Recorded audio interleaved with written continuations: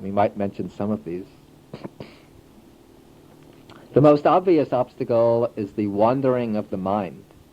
Very easily the mind tends to stray to other thoughts, thoughts about the past, about the future, about the present, about work, pleasure, friends, enemies, and so on. Whatever stray thoughts arise, you just note them.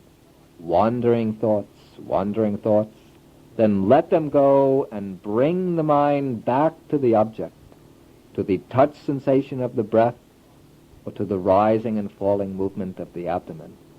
Don't comment on the thoughts, don't become disturbed by them, don't hang on to them, don't get carried away by them, and don't try to force them to go away.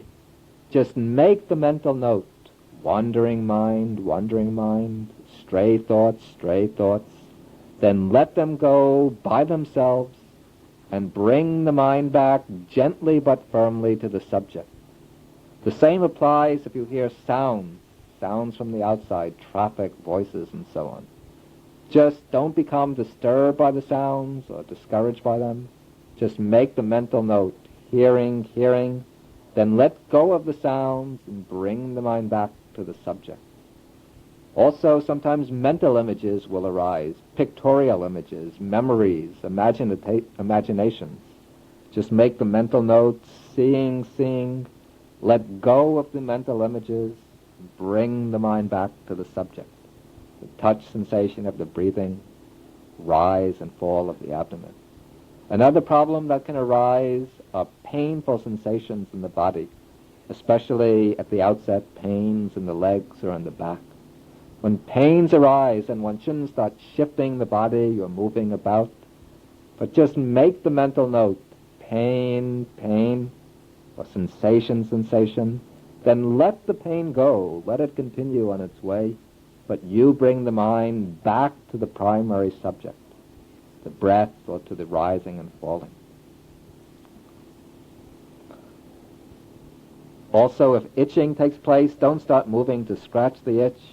Just note the itching sensation, itching, then let it go its own way and bring the mind back to the subject.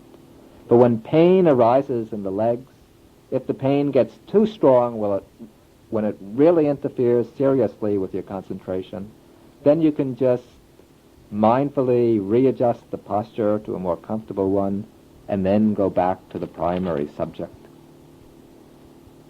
The meditation on breathing can be extended either into the level of deep serenity, or else it can be made a foundation for the practice of vipassana, for insight meditation, depending on the mode.